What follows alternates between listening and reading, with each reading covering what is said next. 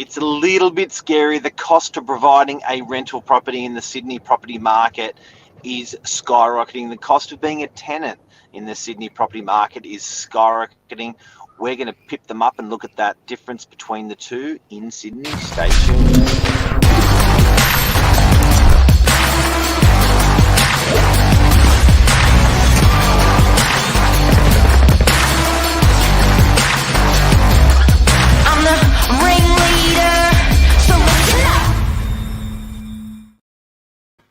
Sensitive topic. How are you, Billy Bob? Brace yourself. Yeah, we're talking about things no one else talks about this morning. Yeah. And, did you get Botox done, Billy? You look young. No. Just some beauty sleep. Nice. Yeah. Nice. In preparation. What do you think about this topic? Well, I don't think anyone's a clear winner to start off with, but I'm going to take the tenant side here and be a bit of an advocate this morning for the rise in rents. It's been tricky, and Mark's certainly got some numbers for us this morning on the landlord side of things, which, again, hasn't been easy. However, there's a supply-demand issue here that if we're not all working together, I think we're going to see some more problems come to market. So we're just going to talk through the numbers this morning and I think, work a solution out. There you go. What's Luke saying? You feel for me as a tenant. I feel for you, Luke. Yep. I do feel for you. Feel for you. Now, look, I think it reminds me of a strata levy. People get a little bit upset with the strata levy because it's so obvious, it's so consistent, it goes up, you're not really sure where the money's going, and when it's an owner or an owner buying a unit, they're always like, I'm not going to buy units because of strata. Rent's a little bit like that. It's one number, and it's a very clear number, and when it goes up, it's very clear, it hurts, it flashes in your face every week.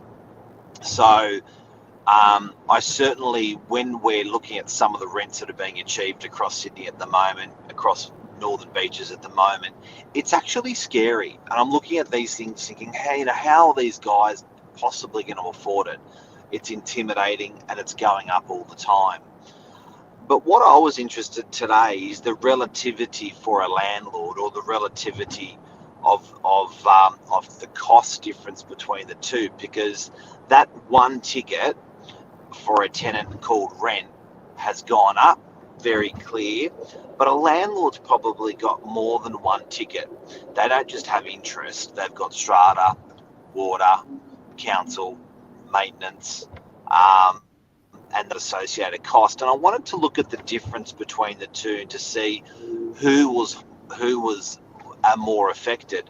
But on the outset, I do have to say, being such a sensitive topic, before we get into this, I do have to agree with you, Billy. We are all in it together, be it tenants, be it landlords. We're all in that same ecosystem, a little bit like COVID, where it came and affected everyone, bound together to find a solution. And I urge government, landlords and tenants to have that attitude as well, because we are going into a rental crisis, and I think we're not even halfway through it. So solutions are super important here for us to be talking about. Yeah, it is tricky. Another comment from Luke: can't believe government's only caring about first-home buyers. What about us tenants?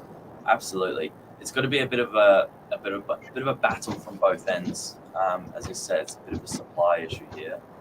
But can we get into the rental numbers before we move on to the landlord costs? I think it's important to know what tenants have actually endured and where it's going. We've got some numbers for you this morning. I'm going to take a step over this way, where where we can actually have a look through these numbers and talk about what that looks like for a tenant. So DUI. This is houses. We'll get to units in a moment. Pretty much across the beaches, 36% change. That's a $317 median rent change. What? Crazy. Where's it come from, Mark? How did it all happen so quickly? Look, I think, I exiting the landlords exiting the market. There certainly has been. We've seen from our agency, like we're a very large rental agency, probably the largest on the northern beaches. So out of 185 agencies, we'd be ranked one in the amount of rentals that we're doing, residential, and certainly we've experienced landlords just saying, you know what, it's a bit tough. We're going to pull. We're going. Cash out. Yeah. I have actually noticed a few more recent sales, however, have been investors. We had a period where there was a lot of people moving into these properties that they were purchasing. So it was nice to see that, out of our few recent transactions, it's been a bit more, maybe 50-50, something like that. Maybe not quite 50-50, but there's a few in there. Help us tenants with supply, help investors help with tenants. Absolutely. But yeah, going down, you can see there's plenty of suburbs there. There's suburbs with as little change as 9.8%, sort of McMahon's Point, Camaray, Lavender Bay. But even still, it's still $140 odd a week change. To see the beaches just explode 36%. There's suburbs down there. Looks like Auburn, Neutral Bay, Crow's Nest, again 33%. It's a lot of change. So Luke wants to know what the numbers are for rent from the peak to now. I guess when you're looking at those sort of numbers, it's probably been a change of about 40% over 10 years.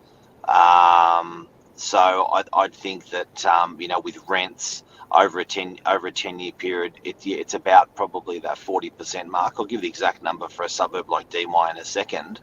But having said that, where's the money coming from? Like, where are the money? When someone has rent go up in one foul swoop in 1 year, $186. Where does that rent come from? Yeah, well, two places. One, look at the portion of income to rent, and the same for a landlord when those bills go up. The portion of rent mortgaged to income. Again, I think that's absorbed a little bit of this as a buffer, and there definitely does seem to be people on the move making moves. Sometimes it's a matter of suburbs or another side of Sydney, and sometimes it's out of Sydney. What we are finding, though, is not a huge amount of people, if they're secured in a nice place and they're happy, they're calling it home. They don't want to move just for the sake of going down the road, because there's no sort of certainty as to what will happen. There's not a huge amount of supply on the market either. So what our rental team are finding, there's not a huge amount actually coming up for lease. I'll show you when that screen widens out. I'll show you what a suburb like DY is doing. Bear in mind, a suburb like DY with units is renting more properties than Sydney CBD. So it's quite a good metric to use for Sydney. Look at that. That's strong. So what's that? That's unit weekly rental. Yeah, spot on. From 2013 to now, so over a 10-year period, it's gone from 480 to 660. 480 to 660. It's been a change. I wasn't too far off my figure when I said 40%. It's been a change of 35%. There you go. And now, Billy, before we go, it felt like there was a period there where it didn't move at all. We focused on 9 minutes on tenants. Can we focus 1 minute on landlord costs? Yeah, smash it. Go. If you're a landlord sitting on a mortgage of $500,000, so say that's $600,000. That sort of stock is $800,000 in the market, $700,000 in the market in DY.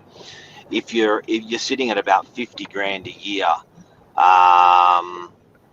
so actually let me work slower on that. when you're a property of $800,000, let's use 700,000, and you're at 5% interest, it starts to look a bit tight. You're about 35 grand a year, interest only. That was sitting at sort of 3%. Let's just be a bit mean on our figures. 3% was 21 grand. So a landlord's interest component has changed as much as 20,000 a year, plus strata, plus water, plus council, plus maintenance, plus land tax. So if you look at the net off a landlord, what the last year has done to a landlord's costs, and if you look at the net of a tenant, and we're using DY as a metric, landlords are more adversely affected than tenants, which is a concern for landlords. If it gets to an environment where it's for landlords to provide that rental property, it's simply too expensive, then they'll actually not continue with providing that rental property any longer, i.e. they sell it. So at the moment, I would probably say it's 1.5 to 2x. So whenever you see a rent increase go through on those numbers that we've done, a landlord's probably affected by sort of 1.5x, 2x as well. The hard thing is, to reduce it to a singular figure can't be done in one's head. In a rent, you can do it. You can say, God, it's gone from 650 to 750. That's $100. But for a landlord cost to do it, you've actually got to start adding a whole bunch of stuff up. Dividing it by this, doing it by that, minusing off the rent, to plus, minus this, that, and then you come to that figure. But I think there's no winner here. It's a bit of a shitstorm. It's a shitstorm, but it's got to be talked about. The numbers have got to be recognised, I think, from both ends. And there's got to be a bit of a tug and war, from both sides, where try and help each other out. Absolutely. And look, the average interest rate went from 2.5% to sort of 5.5%, 6%. So it's almost tripling in interest rates with land tax. Everyone is in it together. And I think we just got to work through a workable solution. And look, in particularly hard times, we do turn to our government. We did it in COVID. We do rely on support. So there's some sort of unity in the approach. So hopefully that'll happen a little bit with introducing, more landlords that come into the market. It's probably a good thing, because it takes that pressure cooker of rents, nothing available away. Everyone's saying building, but to do that sort of approach is a 3 or 4 or 5 year approach. So it's a hard one. What are your numbers in the rent peak to now? Sorry, we've been through that one. Yep. Number of properties for rent. That's an interesting one. Look, before we go on that, I'll use DY as a metric again. It's got more properties than Sydney CBD. It's sitting at 9,600 unit blocks. There's 17 properties for lease yesterday on realestate.com.au. 17 out of 9,600. Out of the 17 that I looked at, I saw 5 of them had deposits taken. And I'm sure another 5 of them had applications accepted on them yesterday. So that leaves it to about 7 in a suburb of 9,600 units. Chronic low, chronic shortage. And that's everything on realestate.com. That's not just our office, Luke. So you can imagine, when times were a little bit different, that number was sitting maybe 5x, maybe, it was a lot more. Big time. Billy Bob, thank you very much. And everyone, I hope you enjoyed the breakdown of of a landlord cost and a tenant cost in this rising market.